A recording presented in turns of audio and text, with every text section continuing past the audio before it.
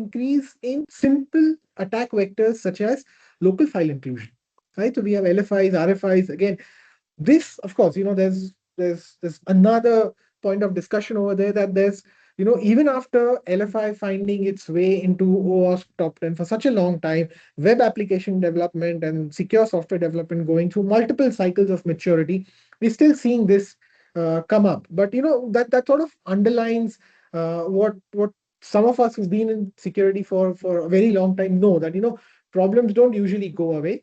They just either increase in scale, or there's just another way that they find their way into causing grief for us, right?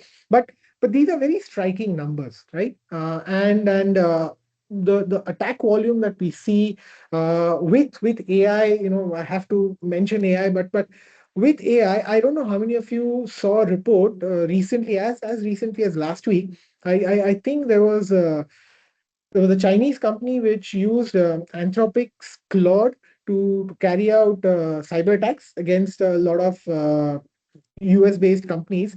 And although in theory, what we hear is that all of these LLMs or AI services have safeguards in them to help prevent something like this, they still successfully managed to do that with devastating results, right? So attackers have access to an exponential level of sophistication. You don't need somebody of the caliber of Kevin Mitnick, or people who've come after him to sort of target your victims, right?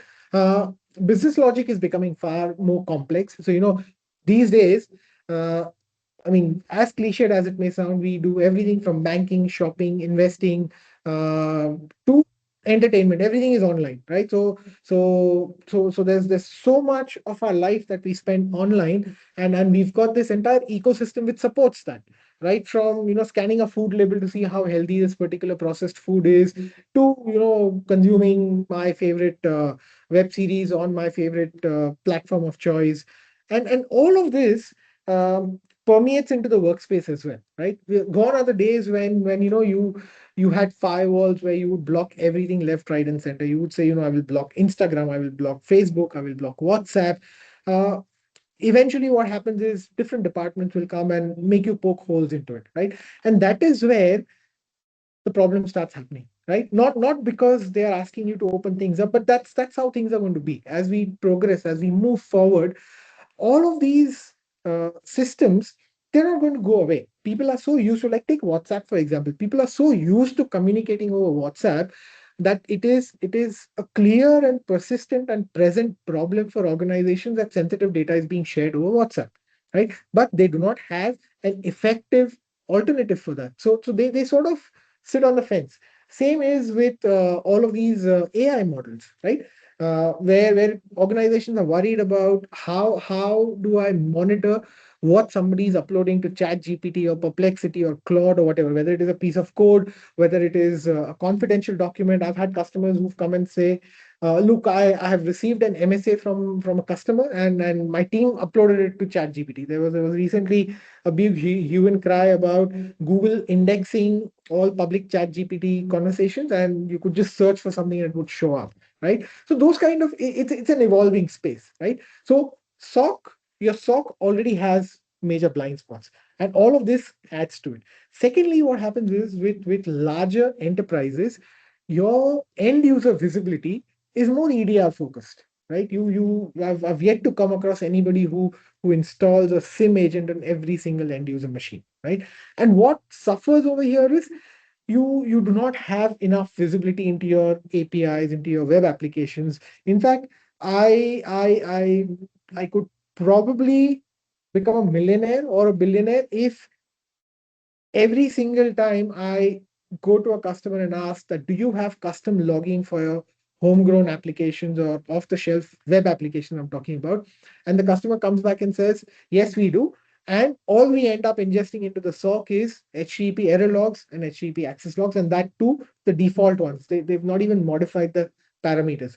Now, there's so much information that we don't have that we can't really help them when it comes to web application attacks, right? So that entire space is sort of like a huge gap.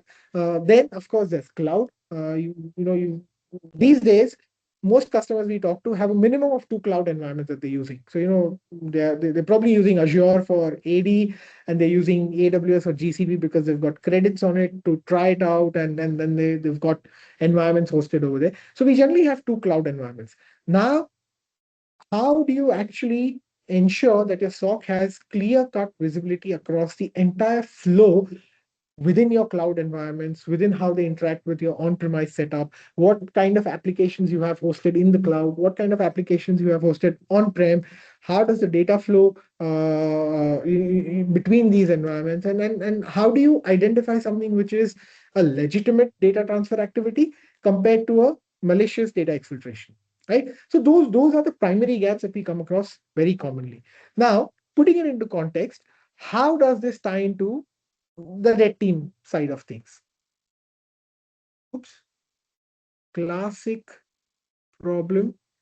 Give me 1 second and let me see what is going wrong. Right.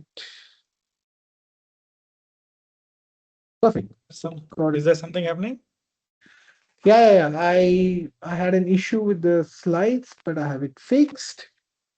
Right. So typical presentation goes, but back online. All right. So now we spoke about the blind spot from a SOC perspective. Now let's understand where red teaming comes into play. Right. Red teaming primarily is uh, an attack which specifically emulates adversary behavior. Right. So there's a very clear distinction between penetration testing and red teaming. The way I like to put it is your penetration testing activities will help you identify vulnerabilities. Okay. Your red teaming activities will actually explain to you or show you how threat actors will be able to leverage these vulnerabilities, find a way into your environment, and then do whatever they want to do, whether it is privilege escalation, whether it is data exfiltration, or just persistence, right? And some of the ways that threat actors leverage access is amazing. Honestly, it's very impressive if you keep aside the legality of it, right? So red teaming is authorized, which means I have a get out of jail card. So I'm authorized by a customer to actually break into their environment legally, and I obviously will not be held liable for it. I should not be doing anything which can cause damage, right? And I'm emulating an adversary. So that means anything that an adversary would do should be fair go. So whether it is phishing, whether it is hijacking somebody's mailbox or hijacking somebody's machine, social engineering, everything is fair go in an ideal red teaming activity, right? The idea behind this is a to test out how strong your mitigation controls are. So you know how strong. Let's say you have a firewall in place, or you have a WAF in place, or you have an EDR on your end user machines. How effective are they? That's step one. Step two is understanding what sort of an attack surface visibility does a threat actor have when they come in from outside, right? So it's not restricted to here's my www.example.com application. Test it. You can't go to xyz.example.com or a subdomain or something like that. So red teaming does not have those kind of boundaries. Everything is fair go. So attack surface discovery happens. Plus, discovery happens in terms of what are the potential loopholes or vulnerabilities present within the attack surface area, which could be leveraged, right? Then the core part that we're going to talk about is you have a mechanism to test how effective your detection is from a SOC perspective. So if a very common question I get asked is, will you, somebody is scanning my public IP using Nmap, will you be able to detect it? So yes, no, those are different things, but those kind of things are generally what you have a SOC in place for, where you want to not just detect malicious activities happening at that particular point in time, but you also want to preempt. So you sort of want to have some sort of a behavioral understanding that, look, I haven't seen this kind of behavior before. Maybe it is a precursor to something malicious, right? And then once you have all of this, so to close the loop, this red teaming activity sort of helps you understand, depending on when you do it, it helps you understand how effective your entire security program has been so far. Because at the end of the day, your entire security program is to help protect against breaches, right? So how effective it has been, and whatever gaps that come out will help you set your roadmap for the next year or two, right? So what I have here on screen is primarily, what would be a typical attack life cycle. I mean, this is I'm sure everybody's familiar with this. So they'll start off with recon, they'll move on to gaining initial access. Once they are inside, persistence, then privilege escalation, then go discover what is cool inside, what can I steal, and then take that out, right? So that's a standard flow. How do red teams typically operate? So there are a variety of ways, right? These days, an additional layer has been added where red teamers actually have a certain amount of presence on the dark web. They start looking at dark web forums, where typically source code is put up for sale, or breach data sets are put up for sale, or there used to be a time when there used to be technical Google groups. And now they've been replaced with Slack channels. But people from your DevOps or your SRE teams would spend a lot of time over there interacting with other peers and troubleshooting things and exchanging ideas and doing all of that. So during Google groups, Google would index all of the groups, and you would typically have visibility into somebody from this particular domain posting a question over there. That question gives an idea of what technologies are being used for those kind of things, right? So now all of this happens on the dark web, right? Another major vector which hasn't changed is phishing, right? Right now, I think the one of the areas which holds a lot of value is validation of legitimate email accounts within an organization, right? And I don't need to be a hacker to get that. I just need to have access to $50 or $100, sign up for services like Zoom Info, or LinkedIn has a paid account or something like that. There are services which are actively used for marketing, and they you pay for a subscription, and you can sort of filter out on the basis of location, industry, vertical, hierarchy, and you get email addresses, and you've got your data set where you start phishing, right? Whether you do spear phishing or you do whaling or whatever you do, but at least you have a mechanism via which you find your way inside, and you start exploiting not just public facing web applications or APIs, but also end user devices, right? Once you're in, then it's just a matter of making sure that you understand what sort of EDR configuration is there in place, what sort of endpoint security controls have been put in place, and how do you bypass those, right? So I will be talking about bypass mechanisms as well. That is where the meat of the matter is. So this is setting the context. Okay. Now let's start with the interesting stuff, right? So MITRE attack is something that everybody follows. Okay, that's sort of like the foundational baseline that people work off, whether it is my PT report is mapped to MITRE, or are my alerts enriched with MITRE attack information, TTP information, all of that. Interestingly, technique number 5, I believe, defense evasion, top of my head, that's tactic number 5, has now, or lately, been split into two additional components that you see over here. So there is stealth and impaired defenses. So stealth is T1562. So stealth is you disable tool, you disable your SIM agent, or you disable your EDR agent, you disable logging, you delete logs and do things like that, or you disable firewalls. When now based on actual breach information, you see over here the highest amount of successful breaches which evade detection use some form of process injection, some form of obfuscation, or hidden files, right? Disabling security, disabling logging, modifying policies, these are very, very run of the mill activities which you don't even need a SIM to detect that. Literally your base level EDR should ideally be able to detect all of these, right? But these are the ones which are the flavor of the season. They've sort of been around and successfully been used for a period of time, and those are the ones that I'm going to talk about, right? So I will sort of not pick all of these, but I will talk about one or two, and depending on how we are for time, I'll deep dive into it, right? So uh, let's skip this. We this is primarily talking about how red teamers will evade, and it's just putting this into context, process injection and all. But mainly, red teamers will typically try and blend their activities with normal traffic. I have examples over here. So they'll be using PowerShell, they'll be using RDP, they'll be using SMB named pipes or authenticated web requests. So those are very, very common techniques that they're using. Also, time-based evasion. Typically, carry out your activities in a stealth manner. Do not sort of run like an nmap scan with a T4 intensity, but be quiet. Don't sort of be very noisy. Don't run aggressive brute forcing tools, or don't run SQL map against the entire environment or something like that. So they're smarter. They're much more smarter now.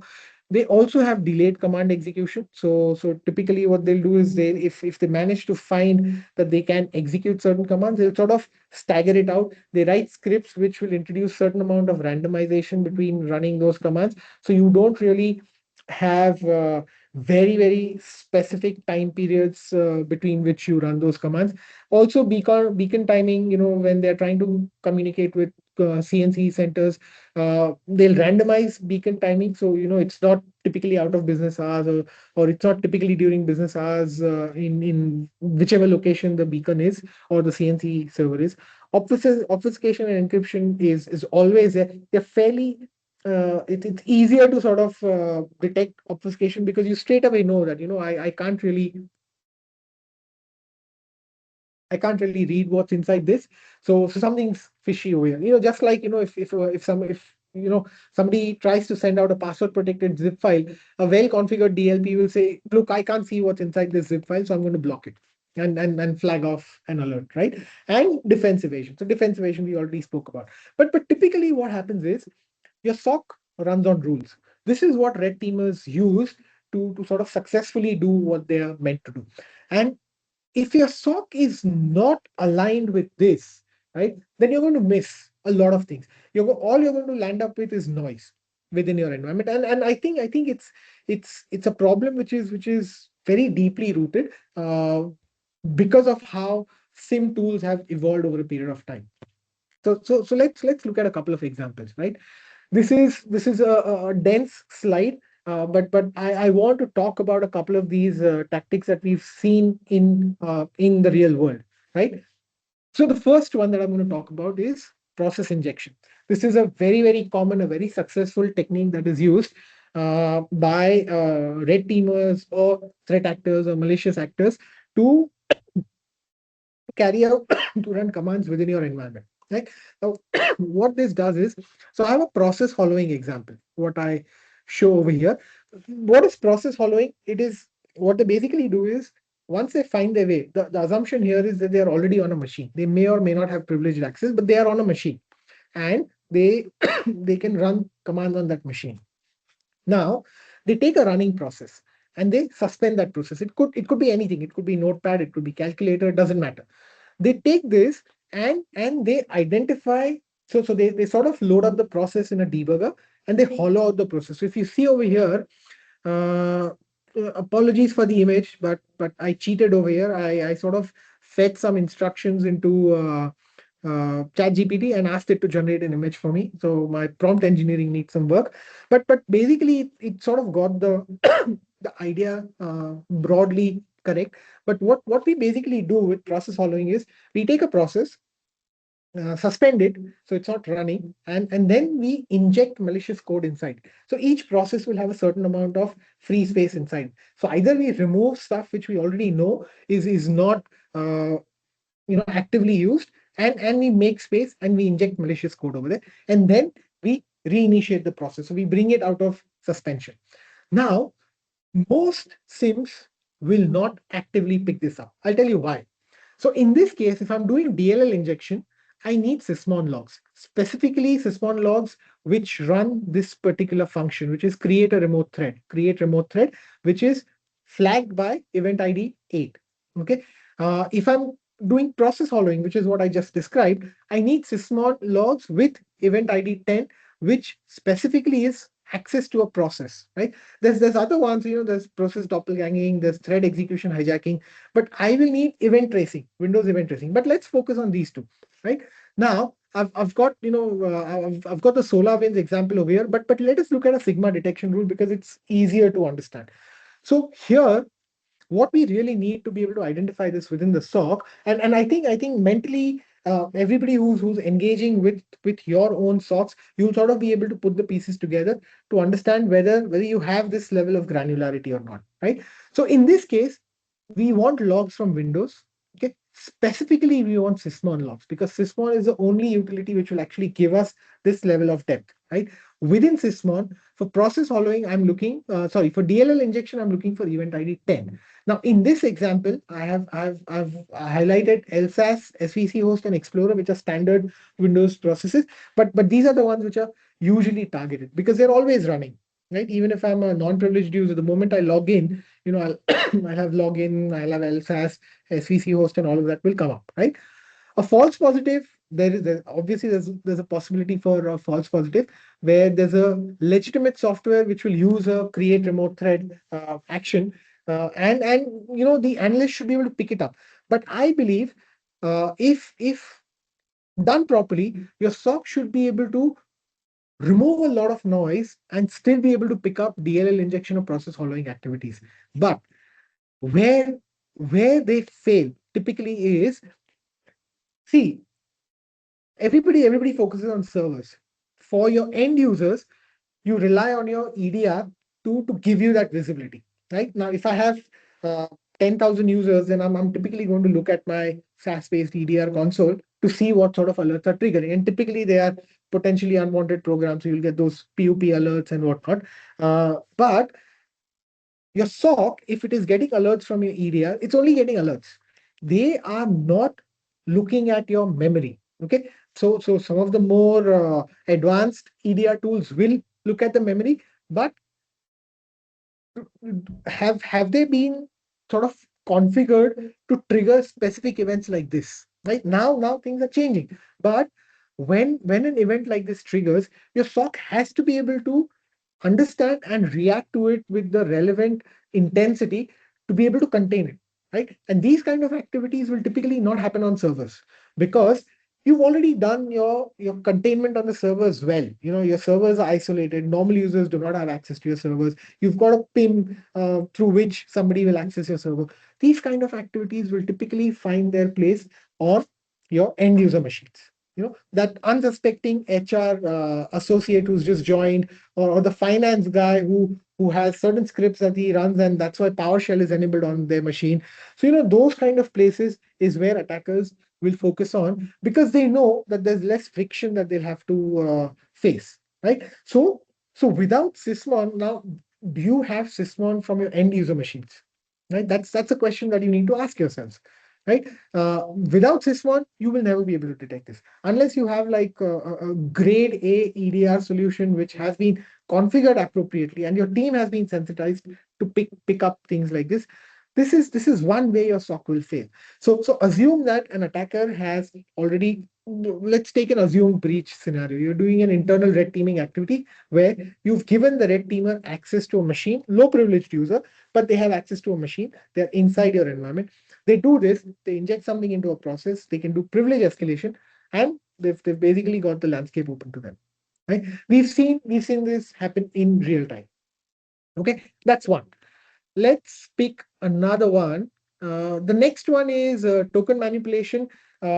This is a little more complex, but this is where we have like a Metasploit reverse shell or a Mimikatz token, or if you have somebody who's using Cobalt Strike, those kind of tools are used to steal credential tokens and elevate privileges. Right now, typically in a SOC, we will monitor these activities, event ID 4624, 4648, 4672. Now, I'm sure a lot of you will be able to relate that you get so many of these alerts, log on attempted using explicit credentials, and you have no idea what to do with it, right? And it turns out to be a false positive, only because there's not enough granularity. In this case, what your SOC has to be looking for is, if this happens, if event ID 4648 is triggered, then you have to go in. You have to start looking at Sysmon for specific API calls.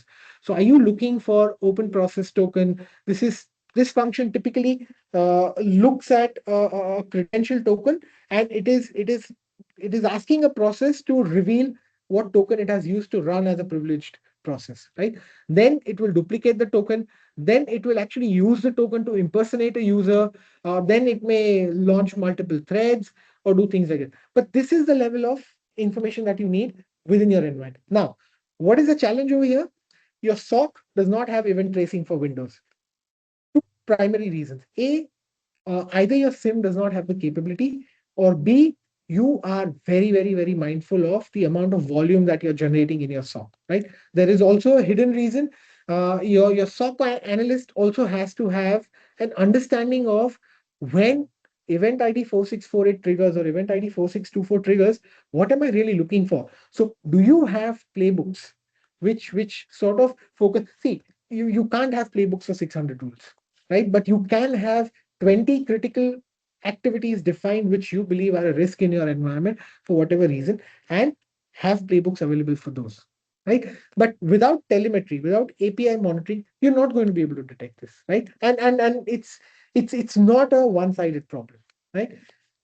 So that's token manipulation. This is also something that we see very often.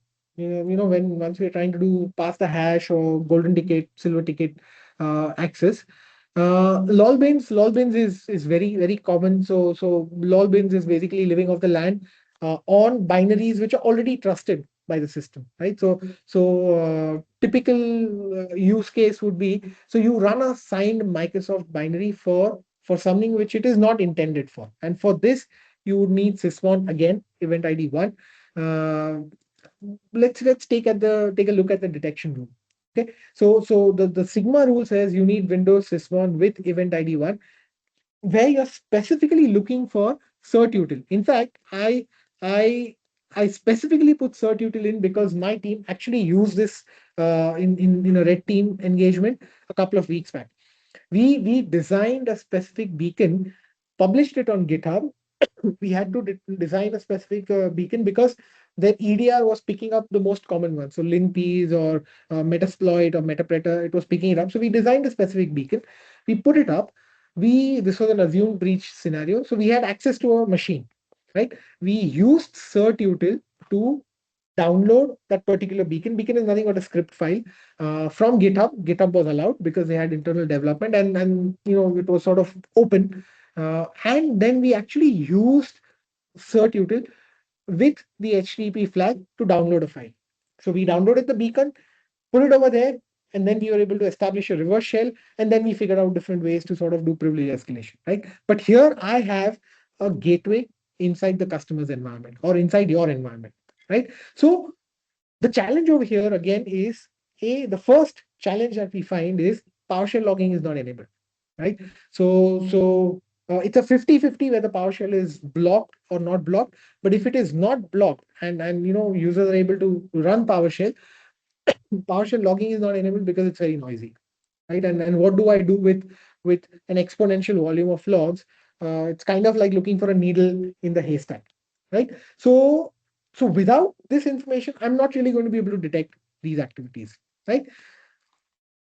So what do we do? So I'll skip the encrypted C2 communication. It's basically re-emphasizing the same thing, right? But typical evasion arsenal, your gaps where they find their way is obfuscation requires you to have detailed information. So here, sorry, but this is not readable.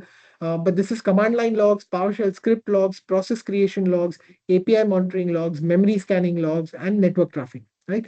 So this matrix is trying to showcase to you that if you want to identify obfuscation, just a sampling, string encoding, custom compilers, PowerShell obfuscation, then what kind of logs would you need, and typically what kind of logs do SIM tools support, or SOC environments enable, right? If you rely on a pure play signature based detection, which honestly is not really that prominent out there, but then your signature based detection will fail because it's very easy for me to modify and exploit and add some random characters to change the signature. You will need behavioral analytics, but behavioral analytics requires volume. For you to be able to create a behavioral baseline, you need a certain amount of data. Only then can you create a behavioral base, right? And that is where your command line logs, along with the command line switches, your PowerShell script logs, your process logs, your network traffic logs, they become very important, right? Your full spectrum telemetry is absolutely essential, but then there is a legitimate problem that what do I do with this volume of data, right? Because a lot of regulated entities also have to retain this data, right? So that's just, you sort of have to face off between business need, regulator need, and what you genuinely require as a security team to be able to detect all of this, right? So let's I'll skip detection failures because we've already covered that, but let me talk about how do we actually fix this. Okay, what happens is a lot of times in the SOC, your analyst has siloed visibility, right? There are limited log sources.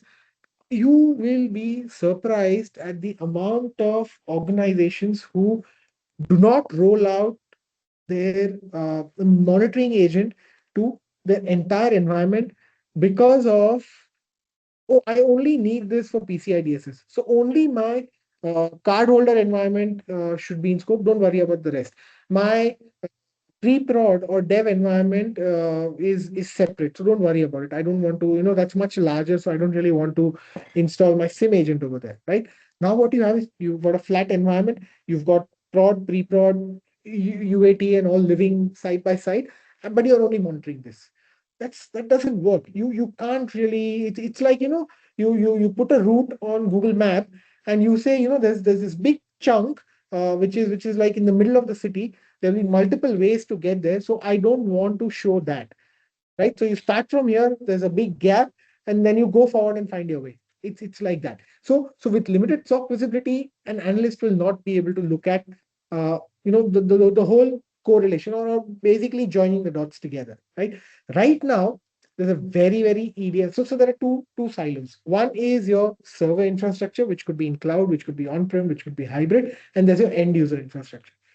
Both of this relies on a very EDR specific architecture. So you rely on your EDR heavily to not just detect but block malicious activities as well. So then your SIM, which monitors all the other components, is sort of seen as redundant, right? So you do not integrate critical log sources into your SIM, right?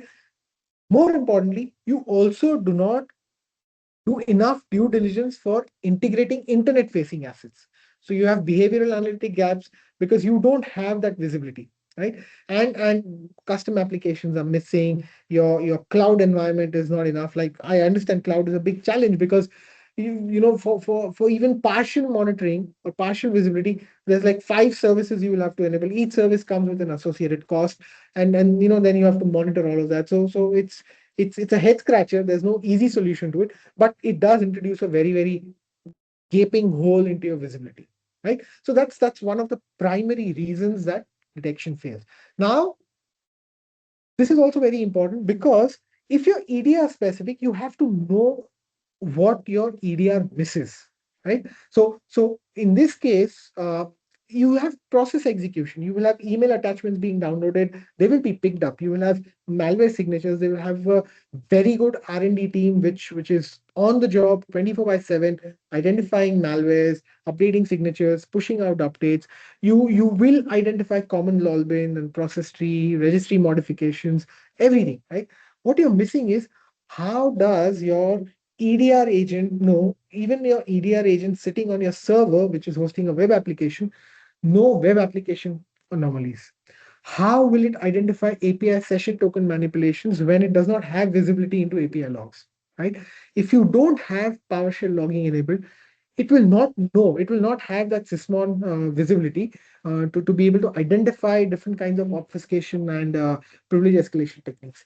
Containers are a very big headache right now because everybody's trying, every tool under the sun. But depending on how you're using containers, are you using them on-prem, on cloud, hosted, managed? It's a big challenge. Plus, what are your risks within containers? That's a different story altogether. You don't have API to API calls, but of course, if you don't have Sysmon, you're not going to have that, right? But there's a huge gap. There's a significant gap when it comes to relying on EDR for 70 to 80% of your protection, and then relying on your SIM and other perimeter security controls for the remaining 20-25%. Right. So how do we actually fix this? Right. So I've spoken a lot about problems, where things fail and what is a challenge.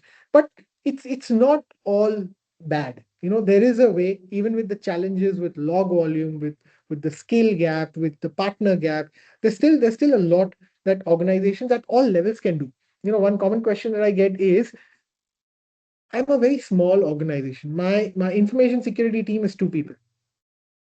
What value does this bring to the table, or how do I actually effectively do this or take this to the board to convince them that it is important to do this as well? The first thing, you have to do threat modeling. You need to be able to understand what your assets are, what sort of controls you have which will help protect those assets, and where are your gaps. It is like the seven stages of grief. You can't be in denial about where your gaps are. If you believe that what you have is state of the art and will protect you end to end, that's a non-technical problem which you have to first solve. But first, you need to understand your assets, your attack surface area, and your threats. This is core. Okay. Then you have to have a mechanism to map this to different tactics. See, MITRE attack is just a, how do I put it? It's just a foundation.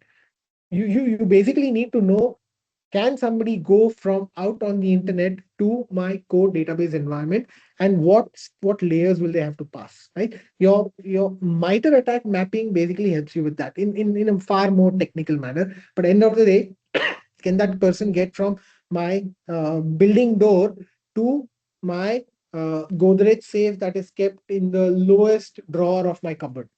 That's basically it. Okay. Then you need telemetry, right? So again, telemetry is basically just helping you with the threat model, and then you have to create detection rules which are specific to this. Right now, I have seen SIMs vary with out of the box detection rules which range from 50 to 1200. And then you have all of these GitHub repositories where you have Yara rules or Sigma rules, and you take them and you feed them into your system. That just creates noise. You need something very specific. So use Stripe, Pasta, Dread. There's a whole bunch of different threat modeling mechanisms which you can leverage to figure out what your threat profile is. Second thing is purple team.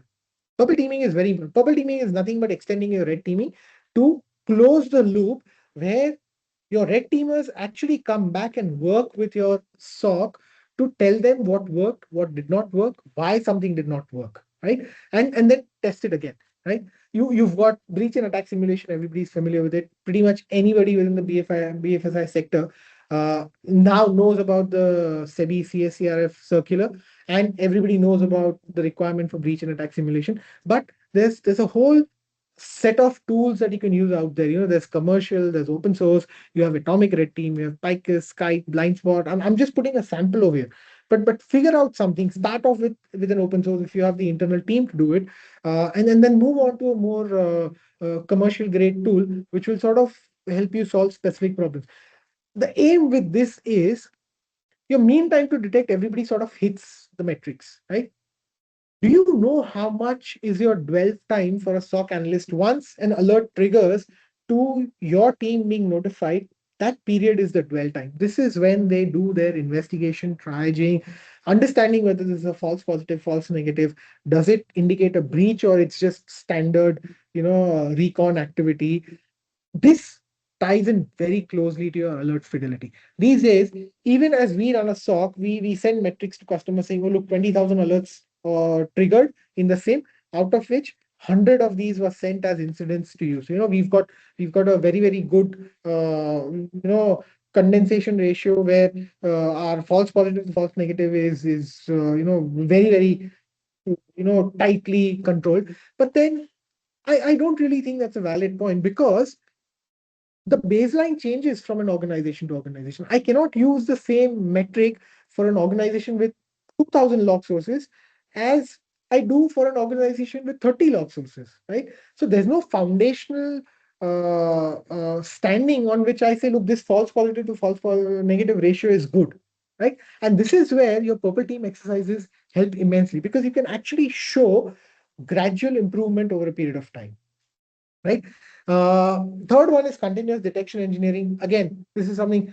Uh, 5 more minutes, Pal. I think I'm right at the end. I know we are sort of running a little late, but I have my eyes over there. But continuous detection engineering is something that's very essential. Your environment is not static. Your environment changes. You add new servers, you add new technologies, you open up your attack surface area goes through a lot of changes. Uh, Attack techniques improve, or newer techniques are sort of introduced.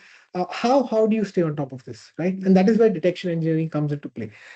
Detection engineering is not something that a SOC analyst can sit and do.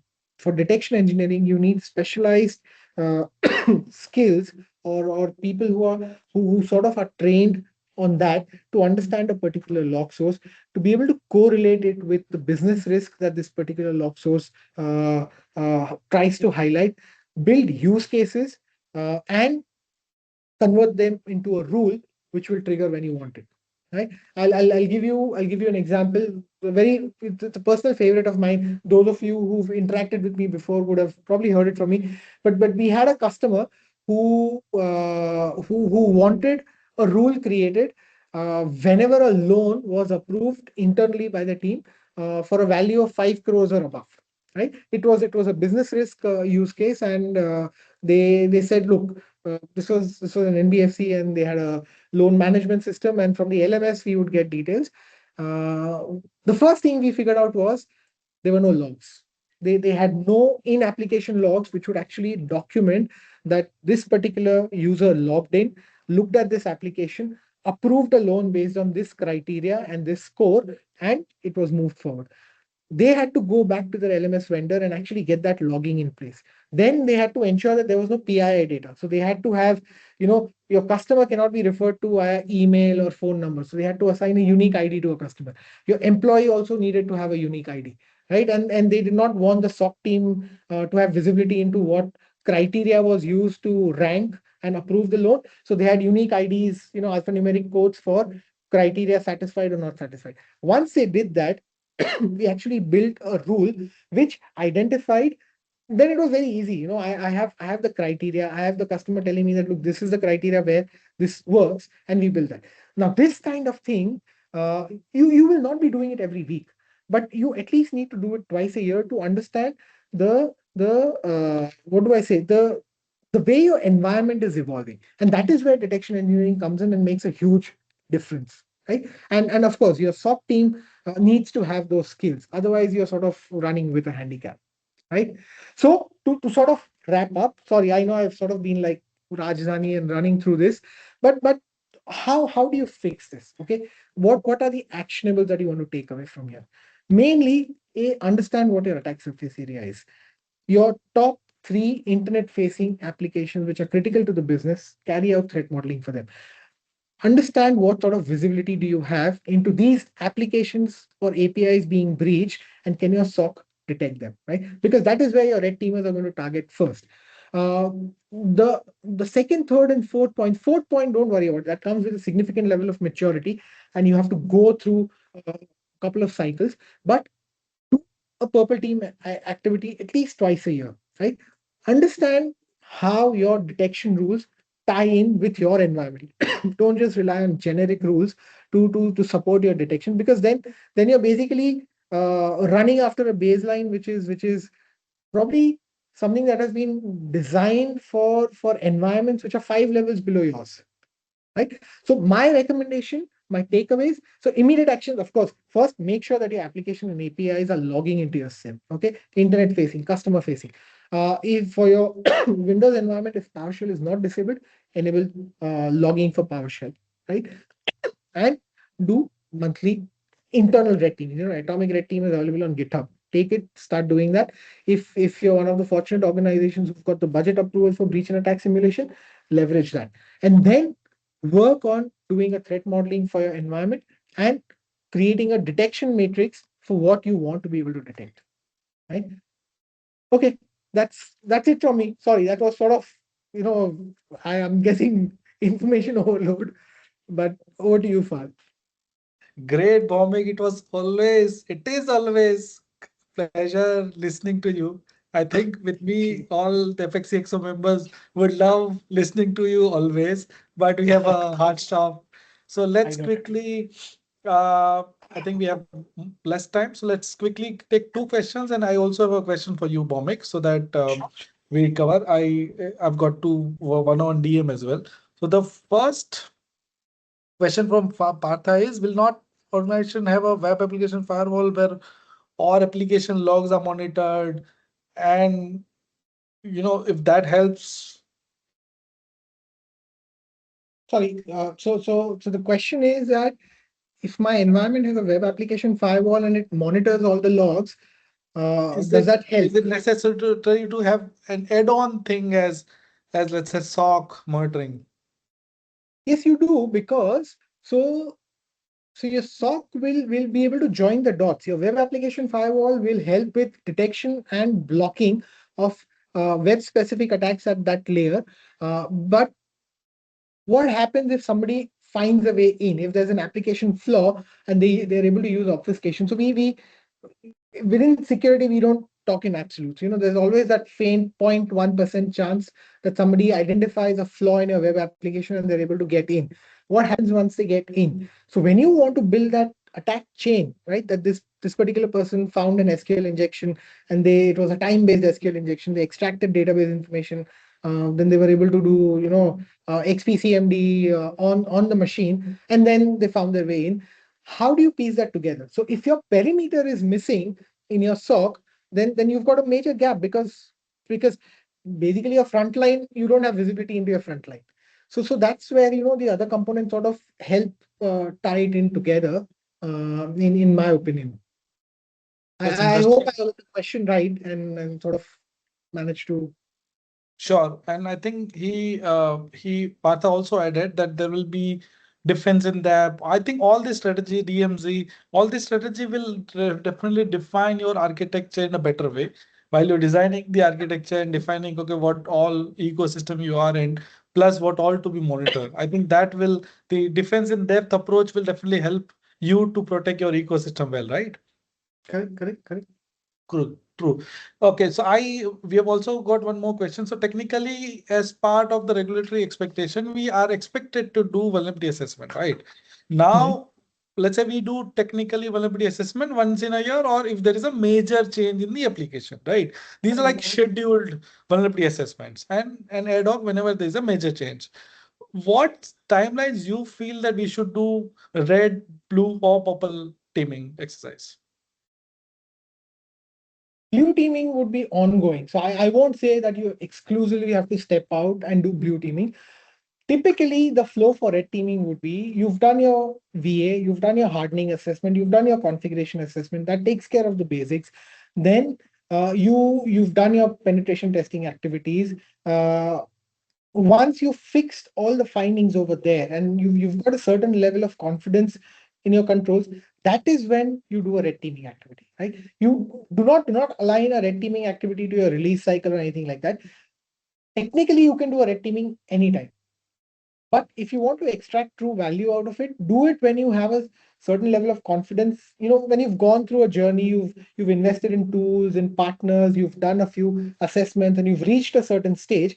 Now you want to see how how how effective is what I have done. That is when you do red teaming. Purple teaming typically should closely follow your red teaming activity, because it's basically just an extension. So don't invest separately into purple teaming. Find somebody who can help you with red teaming and extend it to purple teaming. Right. But typically I tell customers that you go through a few rounds of pen testing for your core applications, critical applications, fix findings, get to a certain stage, and then do red teaming. Very interesting. I think that's a good use case. I think Partha also added that in UAE, the requirement is to have like 4 times a year kind of vulnerability assessment. But the idea is, if it is regulatory expectation, we don't have an option or a negotiation. Really But I do think it. what I've seen is SEBI mandates you to do once in a year for large or some line of customers or AMCs probably would be like 2 times a year, right? Think so Um, easy. Cool, cool. Great. So I have an add-on question. So you've mentioned so many technologies, MITRE framework, XDR, EDR, firewall, data, telemetry data, threat modeling, and whatnot, right? I mean, I have a broad level question.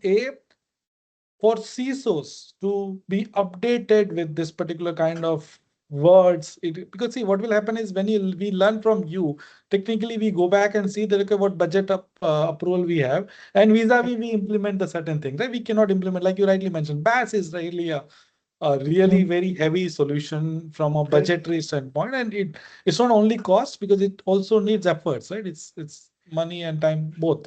So Correct. can you suggest that, okay, how an ongoing basis, this is only an hour where we have learned from you, but how CISOs can learn from you ongoing basis? Is there a way where you can curate a training for ApexCXOs and we all align? So this is for both. One is for CISOs, and let's say as a CISO, I really want to see that, okay, my SOC manager or my analyst knows this stuff, right? Mm. See, I think one, it is very important to to have a CISO with the ears to the ground. Uh, Almost every single CISO that I talk to uh, is sad about the fact that they don't get an opportunity to be hands-on, right? And it is not practically possible.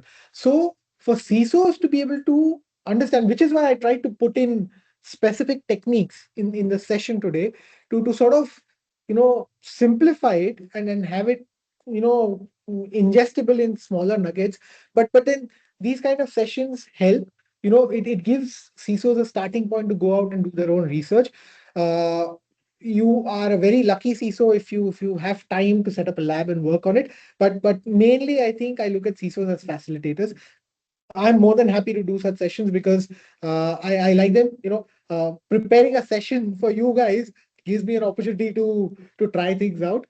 So I'm happy to do that. And then typically you have a journey. So you start off with we can align it to layers of an environment.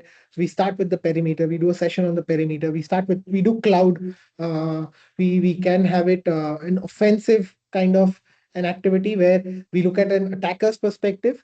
And then maybe we can have a defense perspective where what does a defender see? So we can design a whole bunch of different things. It all depends on the appetite of CISOs on how long can they go before getting, oh, hey, this is too technical. I'll let somebody else take a look at it. The minus ones, if for people who are operationally hands-on and who take care of day-to-day BAU, I think they'll be enriched more by 1 2 day workshops, which are hands-on with labs, with activities, which show them, because that also gives them the confidence to actually be able to take that knowledge and replicate it within their environment, right? So happy to build something and curate it. I mean, it's up to the audience, what they want to see. uh, but yeah, I'd love to do that. Sure, sure. So let me come back to you with my groups. I will go ahead and speak to everyone on the polls, and I probably will ask you to, arrange one more kind of session like this for everyone to have the benefit. For me, for today's session was very, very enriching. I've actually taken 1.5 page note for me to go back and see, okay, what all stock technology I have, if I have integrated everything proper or no, and then I'll come back to if I have any further questions.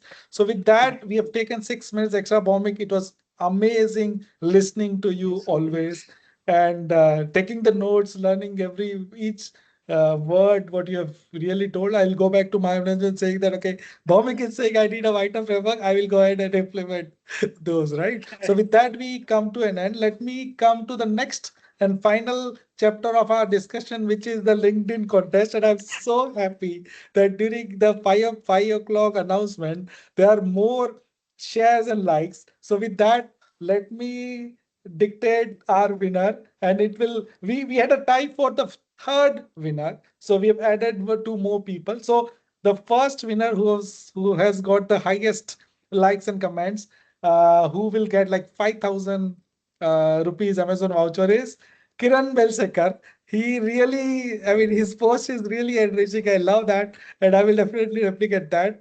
The second winner of 2,000 Amazon voucher, 2,000 rupees Amazon voucher is Pushkal, who have really commented. The people who commented and liked on the post. The third tie as on 5:30, because we have taken a cutoff at 5:30.